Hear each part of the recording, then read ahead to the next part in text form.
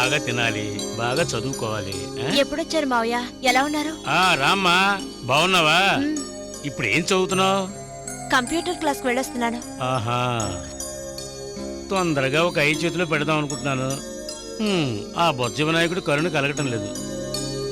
చిన్న రాజా కూడా పెళ్లి చేసేస్తే వాడికి బాధ్యతలు తెలుస్తాయి.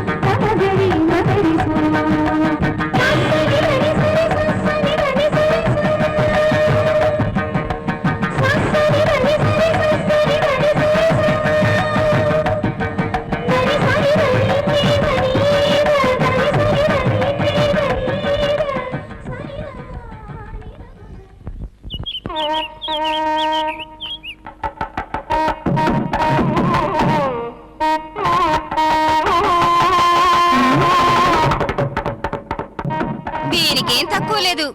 ఇదిగోండి కాఫీ. అవును, ఇవాళ మీకేమైంది? ఊదుకుంటూనే ఉన్నారు.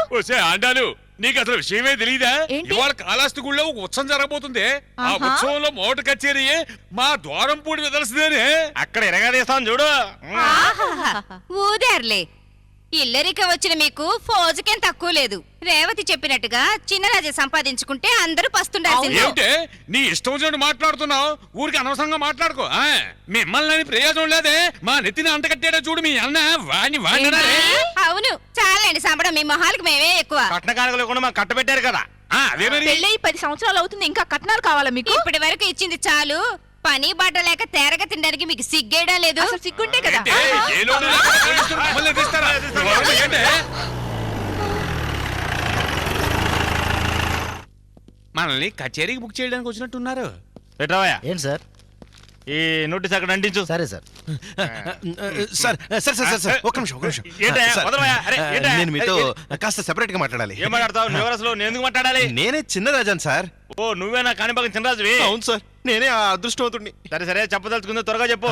సార్ ప్లీజ్ దయచేసి ఈ ఇంటిని జప్తీ చేయకండి. ఓ, ఇదే చెప్పదలుచుకున్నావా? నీ ఇల్లు జప్తు చేయడానికి రాలేదయ్యా. అయ్యో, మీరు దేవుడు లాంటి వారు సార్. జప్తు చేయడానికి ముందు నోటీస్ అంటించడానికి వచ్చాం. సార్ ప్లీజ్ నా పరిస్థితిని అర్థం చేసుకోండి సార్. నా చెల్లాయి పెళ్లి చేయడం కోసం వడ్డీకి కొంచెం డబ్బు అప్పు తీసుకున్నాను సార్. ఆ వడ్డీకి వడ్డీ కలిసి చక్కెర వడ్డీ అయ్యి ఈ ఇంటిని తాకట్టు పెట్టి అప్పు తీర్చాల్సిన పరిస్థితికి వచ్చాను సార్. ఇప్పుడు మీరు జప్తీ నోటీస్ ఇక్కడ అంటించారంటే మేమందరం ఆత్మహత్య చేసుకోవడం తప్ప వేరే దారి లేదు సార్. అయ్యో, ఇవన్నీ ఎందుకయ్యా నాకు చెప్తావు?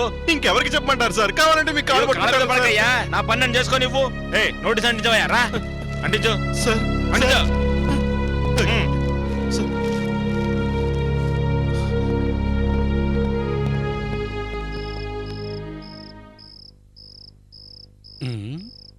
దేవకి, దేవకి, దేవకి, ఇదిగో వస్తున్నానండి. ఎంతసేపు అని అరవను? అందరూ ఎక్కడికి వెళ్ళారు? 3-4 ఆడవాళ్ళు ఉన్నారు. బయటికి వెళ్ళొస్తే చెంబు నీళ్ళిచ్చే దిక్కు దివాణా లేదు. వంటగదిలో పని ఎక్కువగా ఉంది, అంతలోనే మీకు అవసరం. కూతురు అల్లుడు బాగున్నారా? మనవరాలు నన్ను అడిగిందా? అల్లుడు కూతురు బాగానే ఉన్నారు. మన మనవరాలే నిన్ను చాలాసార్లు అడిగింది. శారదను చూశాను, చాలా సంతోషంగా ఉంది.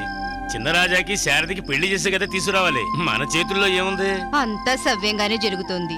మన కాణిపాక వినాయకుడు మన నమ్మకాన్ని వమ్ము చేయడండి. స్వామి వినాయక, తొందరగా ఇంట్లో శుభకార్యం జరిగేటట్టు ఏర్పాటు చేయి స్వామి. మన చిన్నరాజాతో చెప్పు, రేపటితో వినాయక ఉత్సవాలు పూర్తవుతున్నాయి. వాడిని ఊరు తిరగకుండా వినాయక ఉత్సవాల్లో కలుసుకోమను. నీకు తెలుసు కదరా, చిన్నప్పటి నుంచి నేనే కుటుంబ భారాన్నంతా మోస్తున్నాను. పేరుకి మాత్రమే మా నాన్నగారు ఇంటికి పెద్ద. ఆయనకి తెలిసిందంతా ఆ కాణిపాకం గుడి, అందులోని వినాయకుడు మాత్రమే. అప్పుడు ఇప్పుడు నేనున్నానన్న ధైర్యంతోనే మా కుటుంబం గురించి ఆయన ఏనాడూ పట్టించుకోలేదు. ఎన్ని కష్టాలొచ్చినా మా వాళ్ళకి ఏ ఇబ్బంది కలగకుండా ఇన్నాళ్ళు నేను చూసుకున్నాను. ఇప్పుడు ఇంటిని వేలం వేసే పరిస్థితి వచ్చిందిరా. మా కుటుంబం అంతా రోడ్డు మీద పడుతుందేమో అని భయంగా ఉందిరా. రాజా, నువ్వు అనుకున్నట్టు ఏమీ జరగదు. ఇన్ని రోజుల నుంచి నీతో ఉన్నానుగా నాకు ఆ విషయం తెలీదా? నువ్వు అనవసరంగా దిగులు పడకు. జప్తు చేయడం ఎలాగో తప్పదు, కానీ కొన్ని రోజులు పోస్ట్పోన్ చేయొచ్చు. ఎలారా? మనకు లోన్ ఇచ్చిన బ్యాంక్ ఆఫీసర్ని కలుద్దాం. ఆయన మనసు పెట్టారంటే మన మ్యాటర్ ఓకే అవుతుంది.